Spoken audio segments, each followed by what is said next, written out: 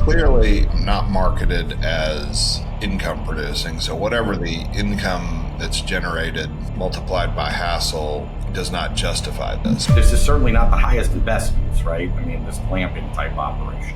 The thing that could jam them up is the buying behavior of an ultra wealthy individual who happens to be interested at the same point in time that this is out on the market.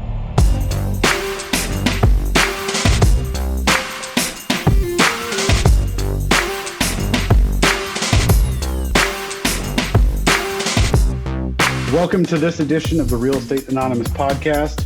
Just for posterity's sake, the listeners should know we give Brett Moss shit when he's not on the episode, and we give him shit when he is. We put him through the ringer today. We drag a couple realtors for just being realtors, and we watch Brett lose a listing in real time. It's been a tough one, but we're reviewing some land in Lake Tahoe. It's a very cool deal, lots of vibes, and I think we ended up with 3 buyers on this one. So check it out. I hope everyone enjoys it. We'll catch you next time. Hi, this is Brett Moss with the Real Estate Anonymous podcast. Managing real estate can be a hassle between tenants, maintenance issues, and constant oversight. Plus, current interest rates make deals difficult. But what if you could access the advantages of the market without these burdens? Meet FinResi, an investment platform that lets accredited investors earn 10 to 12% returns through private real estate debt. Unlike other crowdfunding platforms that give you fractional equity in someone else's project, FinResi puts you in the lender's seat by offering shares of professionally underwritten, short-term first lien mortgages. Each loan is backed by real property, typically with low leverage to ensure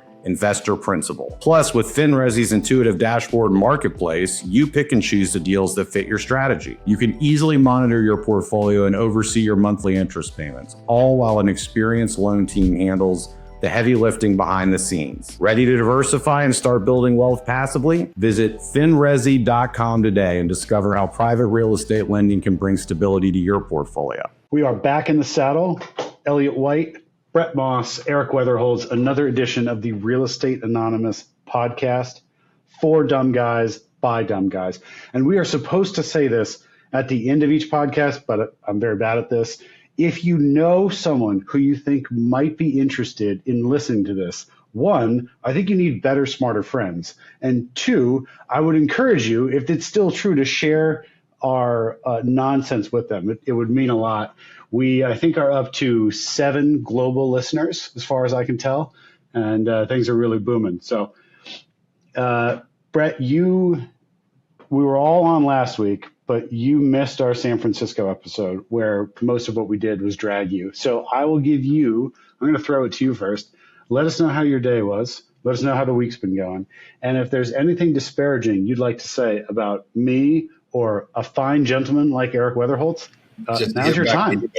No, love you guys. Love you guys. Mean it. Only good things to say about you two fine, upstanding citizens of this great country. But as we were talking before we started recording, it does seem kind of like the mad dash of the last full week of the year. And one of the great things about living in Orlando, because there are tons, is you sometimes get to go to Disney World at the absolute busiest time, which I'll be doing this afternoon, and I'll be having a smile on my face. So for missing and you guys punishing me a couple weeks ago, I'll be punishing myself as a penance for missing a couple weeks ago. Do they have metal detectors there? Or is Box Cutter Boy going to get through the gate? How's that going to work? We frisk him before taking him out in public all the time. No, but it's justifiably so. I do have something exciting, a new addition to my desk. I don't have lots of tchotchkes or anything like that. But a buddy of mine, actually, Brett, you know Mike Campbell from Northland Investments. Yeah. So I had lunch with Mike yesterday, and he brought me this. And it's hard to see, but this is Clay Davis from The Wire. And it says, and it's got a little push button. Sure. That's what I'm talking about. And so it's got his catchphrases from The Wire. So I push that button every now and then. Mike's a good dude. I like him a lot. For those that aren't watching, we've got Elliott's doing sort of a film noir with his camera and keeping it kind of blacked out like he's in a 1940 detective's office or something. Yeah. Or shooting dice underneath his desk. Yeah, that's exactly right. I'm doing some shady shit over here. That's why the lights are never that bright. Yeah.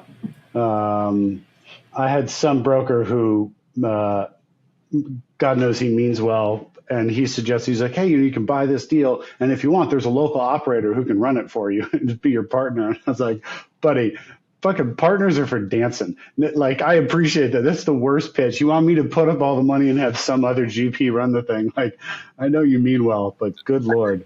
Yeah. No, they're definitely having another cook in the kitchen to pay. Why wouldn't we do that? Right. Oh, so the guy's going to bring no dollars? Cool. But I'll pay him a promote? Awesome. Mm-hmm.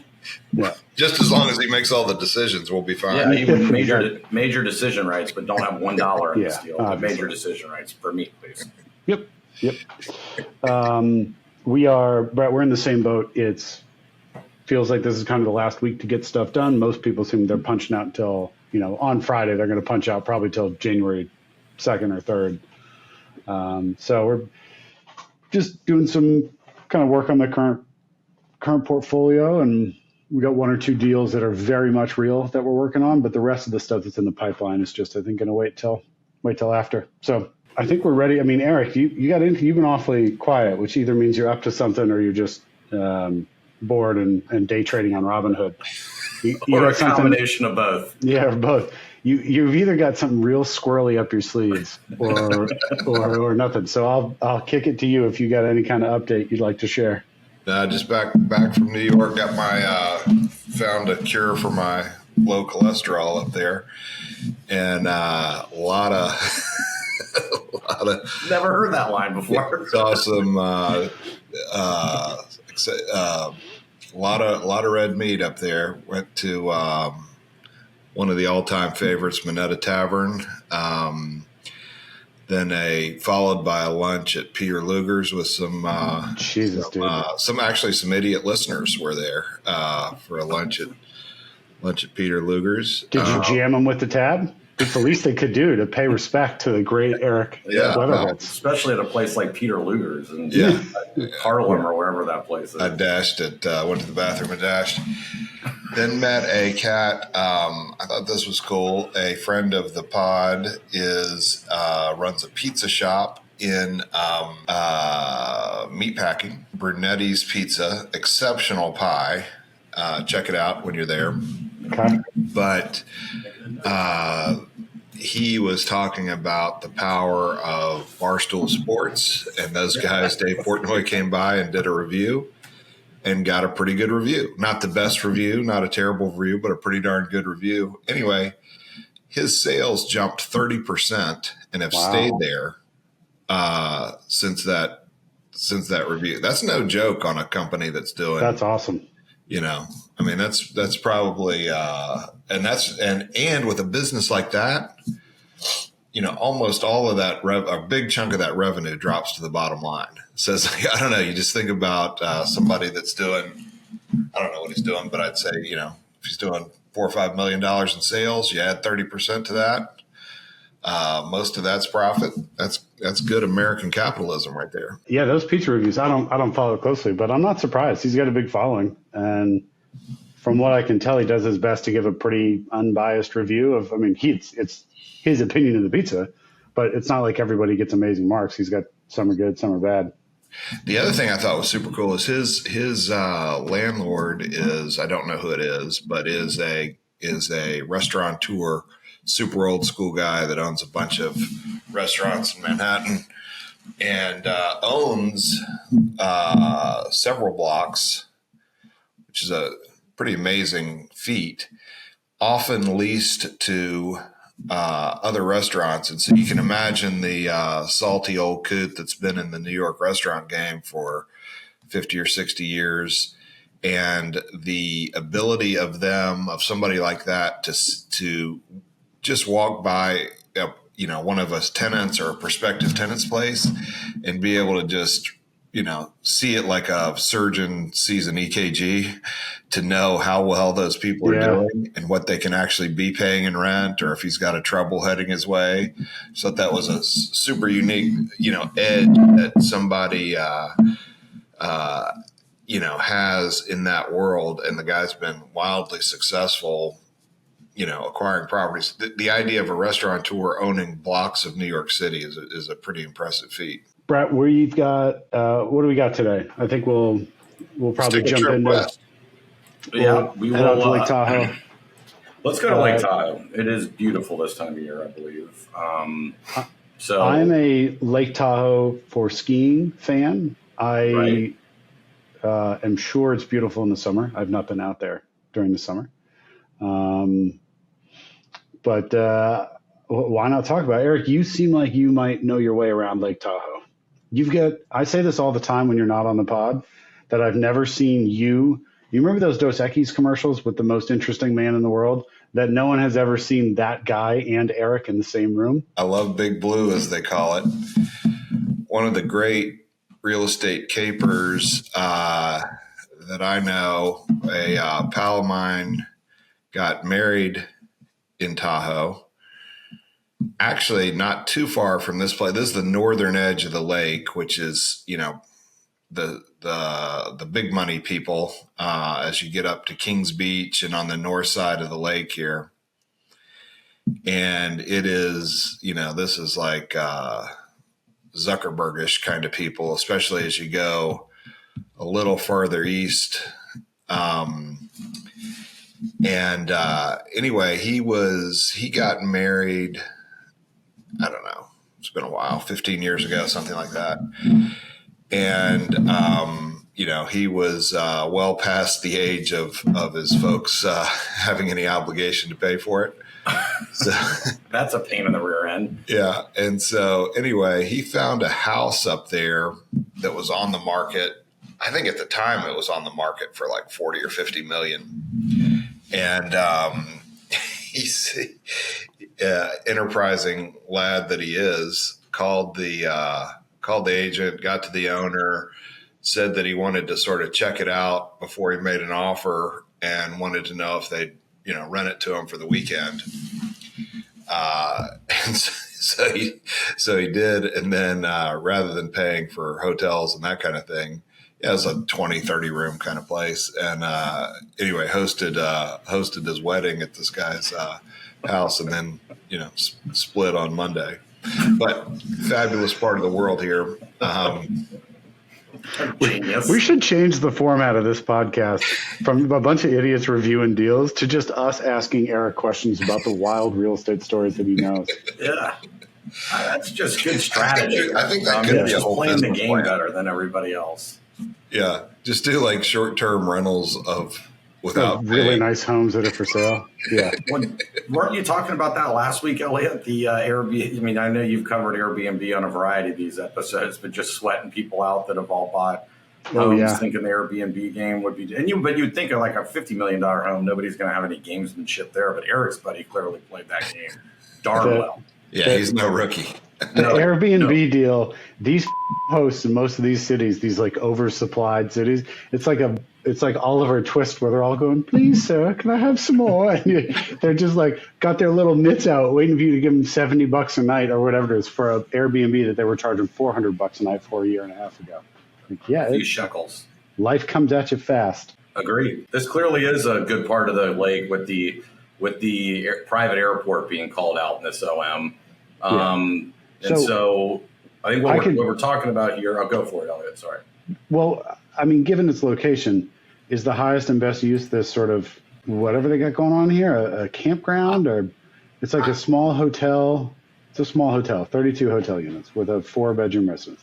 So is that the highest and best use, or you just? I think the team that built this OM and kind of their website has a good story to it. And I think it's pretty well laid out, and I think they do address that comment, which is a lot of $10 words in the OM. Yeah, this is a Brett Moss. I haven't even come up with my SAT word for this episode yet, but development. All right, so Brett, just high level, what do we got here? We've got 20 acres of pristine land on Lake Tahoe. Currently, there's 32 hotel units for luxurious bedroom residence, or a luxurious 4-bedroom residence, and a sprawling sandy beach. But you've got another 5.9 acres heading away from the lake that has 17 multifamily dwelling units and a campground, and another 12.1 acres that's forested land. So kind of working your way back from the lake is the way I understand the property be situated here. Okay. 275 feet on Lake Tahoe, which you can see. And you have to assume the land on Lake Tahoe is 90% of the value, and the land on the back is orders of magnitude cheaper. But maybe I'm wrong. Eric, as our resident Tahoe expert, is that the correct way to think about it? Yeah, they're between the road and the water. Looks like it's about 3 of the 21 acres, and that's the cherry spot. And then it goes back to a less undeveloped. So it's probably 7 times as deep as it is wide. Yeah. Long, linear piece of property with sort of a kitschy, campy, almost campground type vibe up on the water. Looks like it's been owned for the past 50 years by a happy and earnest Greek family that's about to be rich. The resort's rich history traces back to 1942. And I think they also mentioned there was some devastating fire in 1994 where this has been breathed back to life, or breathed new life into this cherished retreat. So I do like deals with stories, and I think that theme has played well on the podcast. Well, what's your story here, Moss? Well, I mean, it burnt down. The guy's owned it since 1942. Let's see what I mean. They do, there's. Give me a minute on the story here, but I'm the dumb broker. All right, we'll give you a minute. Yeah, give me a minute. So the idea is, do you want to own? So you're at one of the great American vacation destinations. You got frontage on this, on the lake. You've got some existing campground infrastructure. It's unpriced. So I think these are the kind of deals where you're probably competing with a Zuckerberg type to buy the whole thing, tear down the campground, and build a house on the front. I think that's right. Versus it seemed like a fair fight for everyone else that's not a multi-billionaire. Somebody that's going to grind it out, with an unflagged resort that's not too far off of Elliott's Airbnb nightmare. Yeah. You're cleaning rooms and you're competing with all the other operators surrounding the lake, trying to eke out a living with a product that's probably got plenty of, ongoing CapEx and some big seasonality problems. Brett, are there any financials in here? Are they trying to tell a story that this is that the current business will generate returns that could justify the purchase price? Or is really the goal here, they're talking about development opportunities. So it seems like a redevelopment play. And right. Again, they've done a good job, in my opinion, by, allowable uses. I mean, that's a lot of things people would gloss over as being esteemed and super sophisticated brokers. But I think this is thoughtful here. So I perhaps, and I may be tipping my hand that I'm in the wrong income bracket, but I have never heard of Chase International Developments, the brokerage firm. So either they're like ultra wealthy and this is not for me, or they're just some kind of local folks. But wouldn't you expect something like this to be taken out by a Sotheby's? Well, I think that, let's go back to the OM here. I think Chase might be the operator here. But let me set that back up. What I like is the whole lack of information and facts that you get through this podcast. Yeah. Well, it's just really loose on details or information. Yeah, I mean, but a lot of vibes. Who gets bogged down in that kind of detail? Stuff? I think that this might be a seat. Oh no, I guess Chase International is the broker here. So yeah. So super on top of all this. Got it. So we have no financials. This is a redevelopment opportunity. I guess they're saying you could redevelop it as this high-end hotel, which is what they sort of have a rendering of. But I don't know. I don't know that a developer buys this. I think, Eric, you're probably right. This is just a guy with some coin who says, I would like some property in Lake Tahoe, and it's in a nice part of Lake Tahoe. Well, it's clearly not marketed as income producing. So whatever the income that's generated multiplied by hassle does not fit this. So does not justify this. But you've got a whole bunch of sandy beach here and 3 acres that somebody's going to build a house here, or somebody's going to build some other type of resort in an area that's not easy to pull something like that off. But wonderful part of the world. Brad, are you is this something that tickles your fancy, or how would you market it? Yeah, I think this does kind of fit the MO of what I think a lot of people have kind of gravitated to post COVID. And I don't know how big Lake Tahoe is, but I know it's big, right? I mean, like the North Shore and the South Shore, I have no clue how long that would take you to get to on a boat. But I think this is interesting for the right group. And I think you kind of read this bottom paragraph here. I don't know where Cal, Neva, but you got Larry Ellison, who's the 3rd most wealthy guy in the country. And then you jump down to the South Shore here. There's a Margaritaville, which seems like those are going up everywhere. It does seem like there's some pretty big bets being made. On North Shore, several projects are also in planning stages. So I think you've got to be environmentally conscious. They acknowledge in here, which seems very California-esque and I think appropriate. But yeah, I think that this is certainly not the highest and best use, right? This glamping type operation. If we go back up to some of that stuff. So Brett, you're correct. It's an hour from one end of the lake to the other. Okay. So that's a big lake. Yeah, it's a big lake. It's also, there's a very circuitous road to get there. So, but.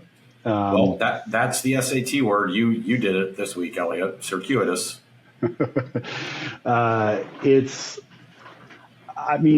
You're right. It's going to come down to a developer who's going to try and scrape it and build some kind of high-end hotel.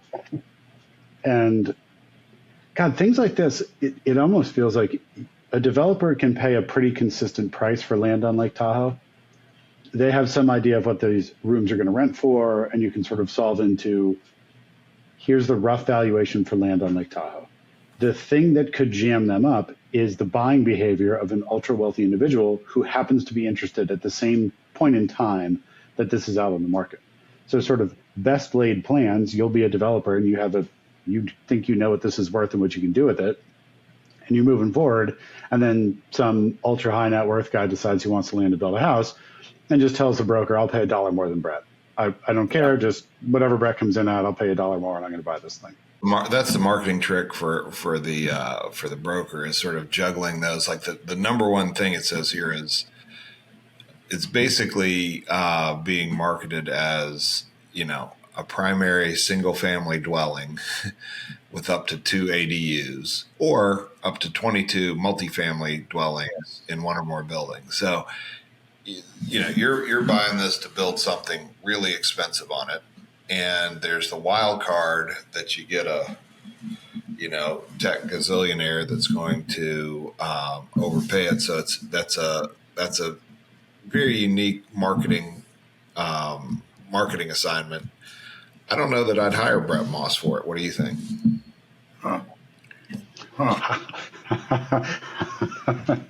I'm on this episode, by the way. So I'm in the room. I'm here. In case you guys weren't aware, I'm here for this episode, so you got to be a little bit nicer than that. We can build for rent. Yeah, build for rent. That's what we're doing here. Build for rent.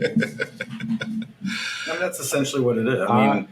I see a half-acre plot of land in Tahoe Pines listed on Zillow for $7.8 million. Okay. That can't be right. That seems too steep. We're doing a couple BOVs on some sites down in Key West, and I have to be somewhat guarded about this with who the ultimate seller is. But we were looking at one of in Key West, the southern end of the United States, blah blah blah blah. Oh, I know this deal. Well, let's be. I'm not going to put your shit out in the street, but I know what you're talking about. Like you don't know the deal. Got it. Yeah. But we're messing. Yeah, never heard of Key West. But we're messing around looking at, the beaches are very rare down in the Keys too. And so we're kind of like looking at this one site that's got, let's just say 100 townhomes on it. and the house next door is on Zillow for $4,000 a square foot, which seems like a make believe number in Key West, which is like 4 inches above sea level. Well, here you go. Sell them in Tahoe. So I think it's so you've got a very expensive piece of land currently occupied by a kitschy hotel. There's a potential of somebody developing it for kind of a boutique condo-ish type thing, or you got the big gorilla that's going to come in and just plop down a 20,000 square foot house on the sand. Interesting marketing program on this. Given those things, knowing what we know about that, which is very little, and how would you come up with, Elliott, how would you think about coming up with a price to pay for this? Well, given that I'm not buying this as a hobby house and I need to make a business out of it, I think your highest and best use, if it's not single family, is got to be a hotel. I don't think multifamily necessarily. I just think you can get massive numbers for hotels during winter, and summer seasons. So you're looking at this land and you're thinking about, can I put units on the front, smaller hotel on the front, and then cabins in that sort of second middle parcel, and then maybe I'm trying to figure out some amenity or some other rental space in the back. It's you could be talking about hotel on the lakefront, larger rental cabins in the middle, and then maybe the back is longer term rental stuff that you're making available for people. Maybe it's apartments, maybe it's seasonal rentals with some minimum lease term. And, you've got this sort of weird convoluted hotel / apartment business. And I don't know how hotel developers price their dirt, but you're basically solving for, at the end of the day, here's the value of the thing I think I can create. How much of that can I, of that, how much can I afford to pay for the land? So folks who know this market, there's probably a pretty quick way that they arrive at the value, and they're running their business hoping that Brett Moss with his broker cash doesn't just show up and buy the dirt for more than they can pay. So you're like pursuing development costs with the ever-present unknown that some tech billionaire is just going to step in and steal the thing right out from under. Yeah, it seems like that would be that might be another way to think about it is,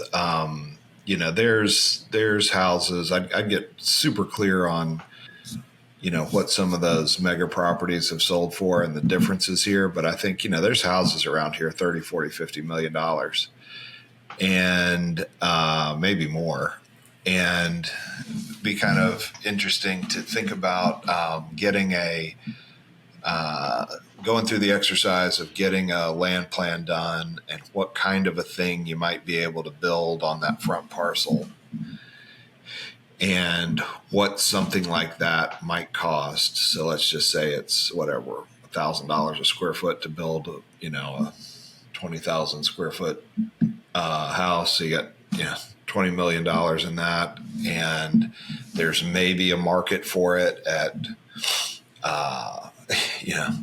25 or 40 or 45 or 50 or whatever you figure that out is, and then play the speculator game of pay. That land is worth from somewhere between whatever it is, $5 and $20 million, and see if you can buy it for a third of that. And so what's the rule of thumb, that on a typical home, not for the ultra wealthy, but you want the land basis to be 20 to 25% of the value of the finished home, right?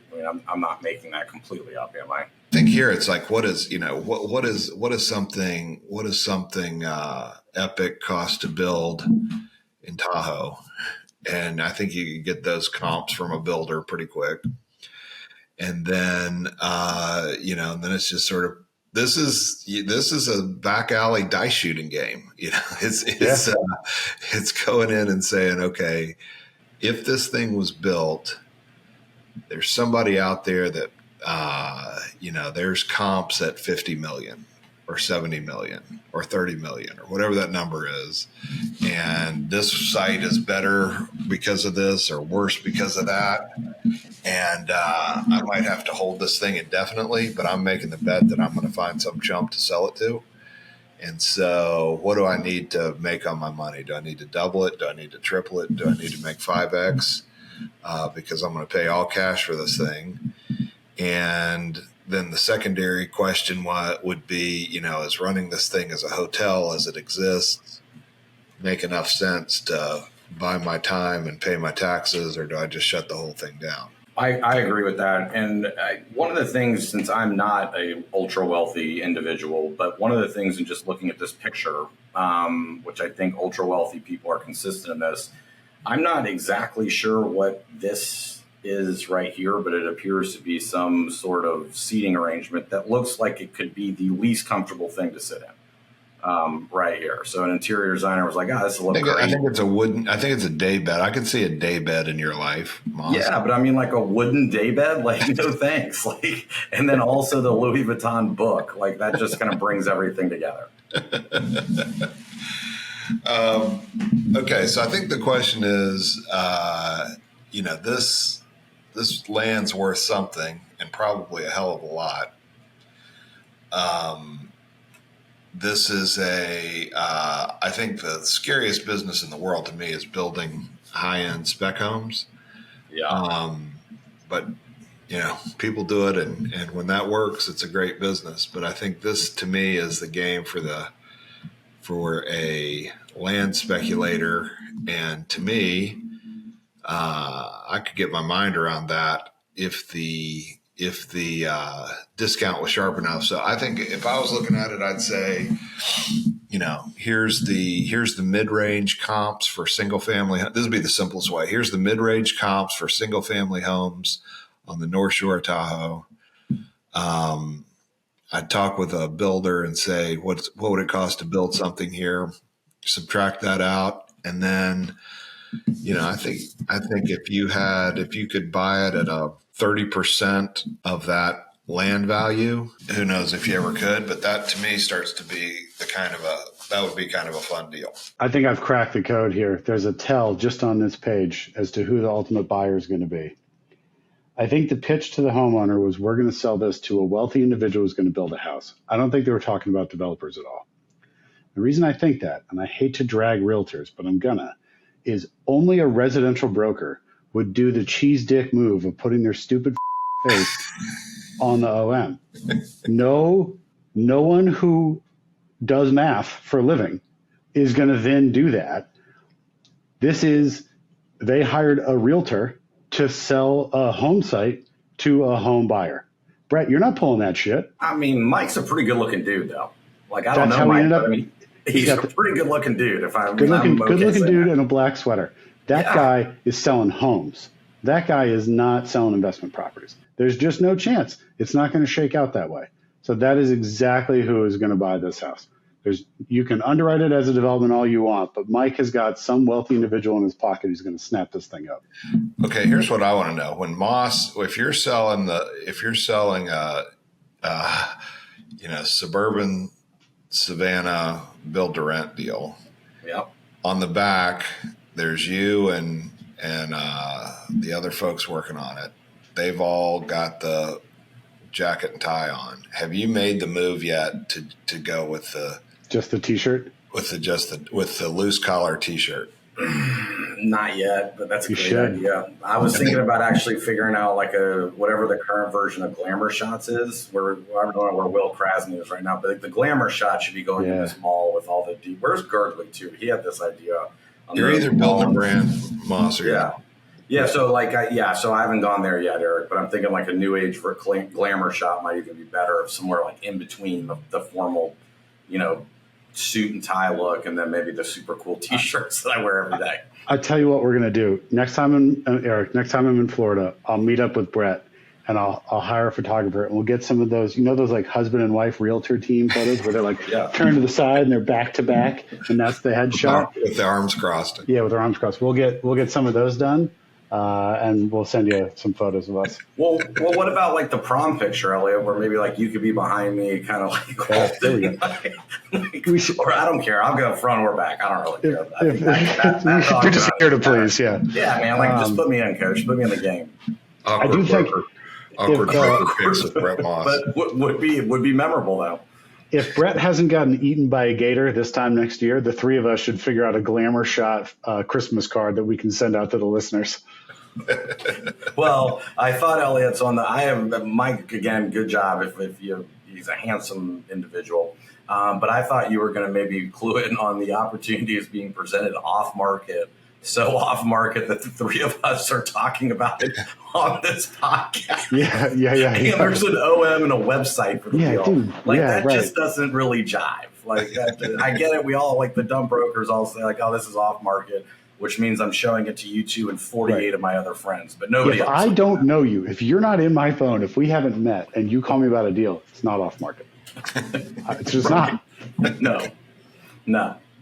But I mean, it's giving it the good old effort here, but I agree with you. It does seem, and for last weekend's episode, we had the realtor firm above the retail space in Long Beach that had a lot of people's faces on it. So I think that we're onto something there in terms of major themes in the real estate world, that if you're selling residential homes, your picture's going on the offering material. For sure.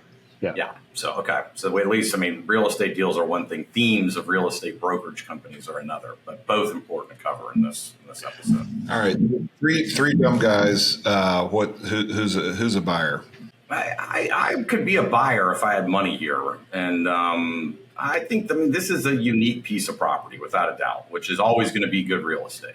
I'm a buyer only through the lens of redeveloping this site for some kind of hotel, short, long-term rentals, cabins, whatever. Something skewed that way. I'm a buyer, just add a number. It works or it doesn't. And I think this kind of weird stuff, you just never know we're going to catch lightning in a bottle. You could be the buyer, and for some reason or another, this is just the high net worth crowd. This is not on their radar at the moment, or no one comes over and kicks you back down the hill, as Eric likes to say. So I think you put in an offer and you see where it goes with the understanding that you're probably going to get outbid by some very wealthy person putting a house here, but you might not. I think you have to show up on this one. Yeah. The worst they're going to say is no. Yeah. I've never heard that before, but this is very much a price. This is a world-class vacation property. And the other thing that was crazy in New York, talking to some folks that are selling like the super high-end condos up there, some of the new high-rise construction. And there's a percentage of the things that sell to the obligatory hedge funders and the financial people and that kind of a crowd. Yep. The money changers. But then there's probably, this one cat was telling me, like 60% of those things, and then you've got the the oligarch types or the Chinese gazillionaire, but 50% of this stuff is sold to guys in baggy jeans and brown shoes from Nebraska. And there's a whole big chunk of America that you've never heard of that's out there that can write a check for $50 million or something for a for a personal residence. And so I think that being able to market to a wide net of that crowd, this is a super tricky marketing exercise. But yeah, what a great piece of property, and getting it at an appropriate price. This is one where you've got to be at, I think I would start to get interested, not being a user, but taking the risk of finding somebody that's going to pay for that house. You got to be at 25% of what you could justify in the land to me. For the first time in the history of the Real Estate Anonymous podcast, we have been live when I have realized that Brett Moss has sadly lost a listing pitch to a competing firm. A deal that Brett and I talked about. Again, I'm on this podcast, guys. Like I'm on just hit my inbox from a group of brokers who I know for a fact just told the seller the number he wanted to hear. Rather than telling him what it's actually worth, they just said, sure. And so that ends up going that direction. And I know that the seller's upside down on this deal. Anyway. Would you mind forwarding that one? Buddy, I already forwarded it to you. You better believe it. Yeah. Good. Moss is making a call. Yeah. Yep. Moss can drop the hammer on someone. Yeah, actually we sold this deal to these guys. And rather than correct. Yep. Yeah. Yep. Oh, I know. You got railroaded because you told them what it was worth, and the other group told them a number that the seller wanted to hear. I say it all the time. Do you want to hear the truth, or you just want to hear your opinion in a slightly different voice? And the deal, yes, but you are correct. You are correct. Mm-hmm. Yep. All right. Okay. I think that's all we got here, gents, unless you got something else. Well, ring a bell, Moss. All right, let's get the bell. I think we've got We got 3 buyers. 2, 3. And also, Perfect. I think for this one being the last episode before we get into the holidays or the Christmas season, whichever the listeners find the least offensive, run with that. That was a very appropriate kind of ringing the bell exercise just for the holidays, if nothing else. Yeah, we're going out on a high note. Yeah. All right, boys. Enjoy. Have a wonderful holiday with your family. God bless. Happy New Year. We'll talk soon. To everyone listening, thank you. Take care of yourself. Don't offend anyone. Don't offend anyone with make sure you get it the Merry Christmas or Happy Holidays right. Know your audience. Yeah. Know what part of town you're in. Yeah, know your audience here. All right. Be good. All right. Thanks all.